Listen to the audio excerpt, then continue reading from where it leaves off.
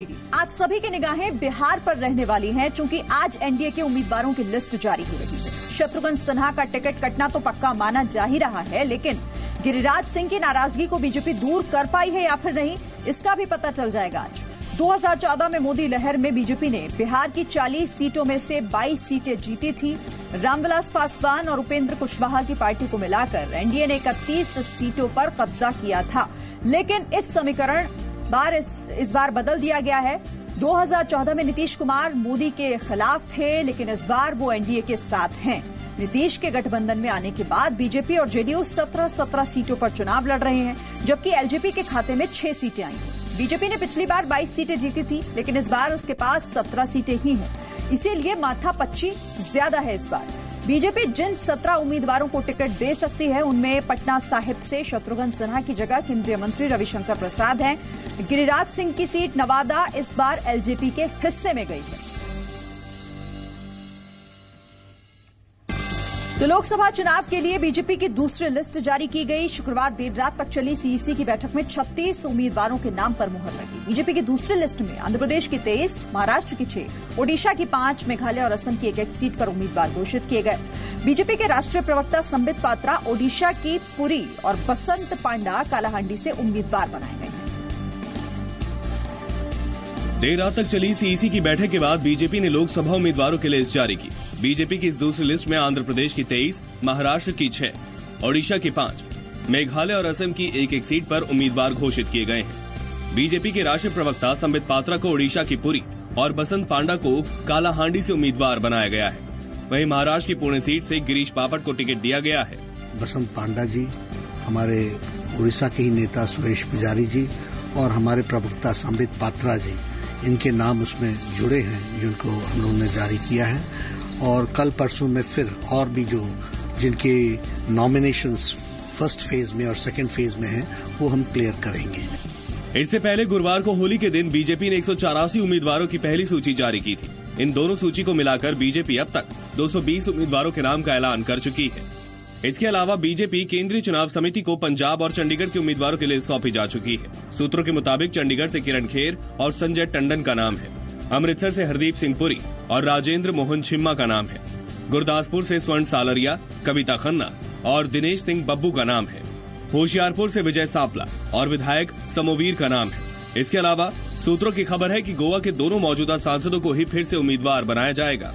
उत्तर गोवा से श्रीपद योशो नायक और दक्षिण गोवा से नरेंद्र केशव सवाईकर उम्मीदवार होंगे। इसके साथ ही आज बिहार बीजेपी के 17 उम्मीदवारों के नाम का भी ऐलान होगा। इसकी घोषणा पटना में एनडीए उम्मीदवारों की संयुक्त प्रेस कॉन्फ्रेंस में होगी। लोकसभा उम्मीदवारों की दूसरी सूची के साथ ही बीजेपी ने आंध्र प्रदेश विधानसभा चुनाव के लिए 51 और ओडिशा विधानसभा चुनाव के लिए 22 उम्मीदवारों की सूची भी जारी की है। बिहार में एक महागठबंधन की सीटों का शुक्रवार को ऐलान हुआ, लेकिन यहाँ गौर करने वाली बात ये रही कि प्रेस कॉन्फ्रेंस में गठबंधन का कोई भी बड़ा नेता, जैसे कि तेजस्वी यादव, शरद यादव, उपेंद्र कुशवाहा, मुकेश सहनी, जीतन राम मांझी, कोई भी मौजूद नहीं था। आपको बताएं यहाँ पर कि आरजेडी 20 सीटों पर चुनाव लड़ेगी। कांग्रेस को 9 पर ही समझौता करना पड़ा। वहीं आरएलएसपी के हिस्से में 5 सीटें आई हैं। वहीं हम के हिस्से में 3 सीटें आई हैं। वीआईपी के हिस्से में भी 3 सीटें आई हैं। अब आपको यहाँ पर यह भी बता देते हैं कि महागठबंधन ने किन किन उम्मीदवारों की घोषणा इस प्रेस कॉन्फ्रेंस में की। तो हम नेता यानी कि जीतन राम मांझी गया से चुनाव लड़ेंगे, वहां से टिकट है उनके पास। हम नेता उपेंद्र प्रसाद औरंगाबाद से इलेक्शन लड़ेंगे। नवादा की सीट आरजेडी के विभा देवी को दी गई है। जमुई से आरएलएसपी के भूदेव चौधरी उम्मीदवार हैं। देहरी से आरजेडी नेता फिरोज हुसैन उम्मीदवार हैं। क्या उत्तर प्रदेश में कांग्रेस डर गई है? आखिर क्यों यूपी में कांग्रेस के नेता रणछोड़ दास बन रहे हैं? ये रिपोर्ट देखिए सर। कांग्रेस का दावा है कि यूपी में प्रियंका गांधी की एंट्री के बाद कार्यकर्ताओं और नेताओं का जोश हाई है और वो यूपी में मुकाबले के लिए पूरी तरह तैयार है। लेकिन इस बीच खबर ये भी है कि जिस सेनापति की अगुवाई में कांग्रेस को उत्तर प्रदेश में जंग लड़नी है, उन्होंने हार की डर की वजह से खुद अपनी सीट बदल ली है। राज बब्बर अब मुरादाबाद की जगह फतेहपुर सीकरी से चुनाव लड़ेंगे। सूत्रों की खबर है कि यूपी कांग्रेस अध्यक्ष राज बब्बर ने मुरादाबाद लोकसभा सीट से चुनाव लड़ने से इनकार कर दिया था।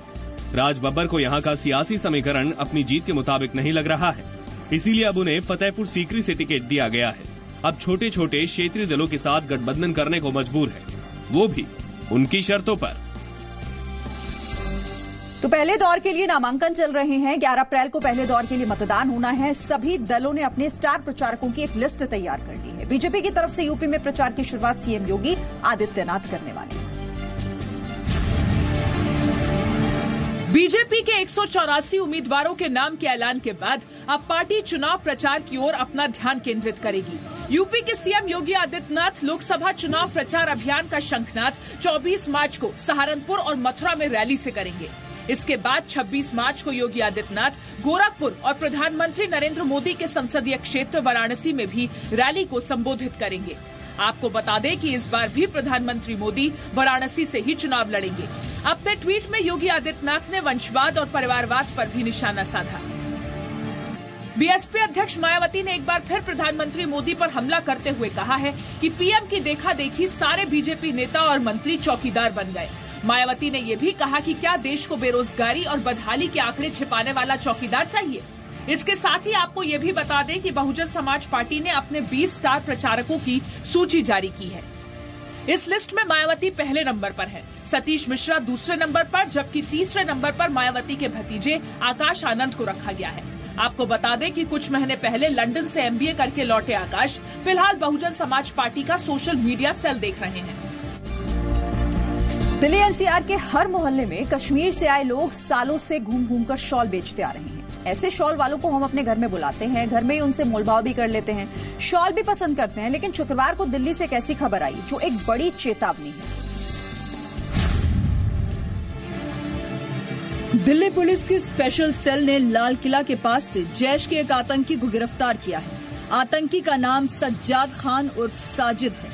खुलासा हुआ है कि सज्जाद खान पुलवामा हमले के मास्टरमाइंड मुदस्सर का करीबी था। मुदस्सर को कुछ दिन पहले ही सेना ने एनकाउंटर में मार गिराया। जम्मू कश्मीर के त्राल का रहने वाला है सज्जाद खान। सज्जाद खान का भाई मसूद के भतीजे के साथ मारा गया था। सज्जाद खान दिल्ली में शॉल बेचने वाला बनकर रह रहा था। सज्जाद खान के बारे में सबसे खतरनाक खुलासा यही है कि वो दिल्ली में शॉल बेचने वाला बनकर रह रहा था।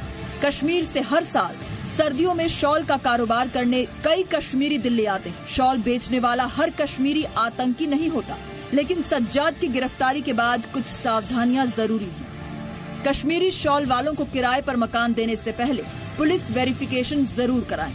कश्मीरी शॉल वालों की गतिविधियां संदिग्ध लगे तो पुलिस को जानकारी दें।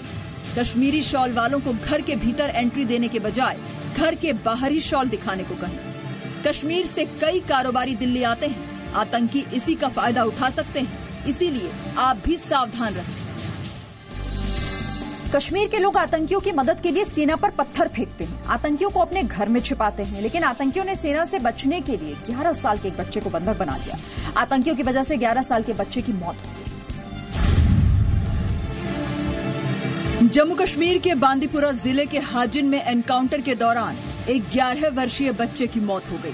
आतंकियों ने एक घर में छिपने के दौरान 8 लोगों को बंधक बना लिया था।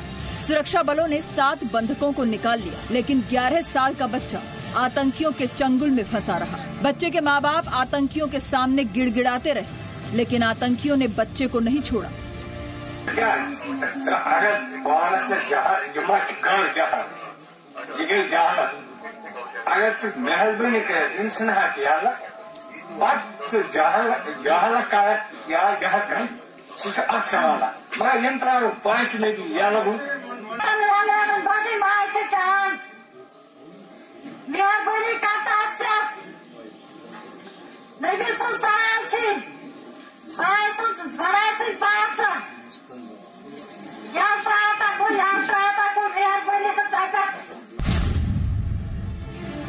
बांदीपुरा जिले के हाजिन में गुरुवार की शाम से ही सर्च ऑपरेशन की शुरुआत हुई थी। सेना को एक घर में 2 आतंकियों के छिपे होने की खबर मिली थी। रात भर चले ऑपरेशन के दौरान सुरक्षा बलों ने 2 आतंकियों को मार गिराया, लेकिन 11 साल के बच्चे को नहीं बचाया जा सका।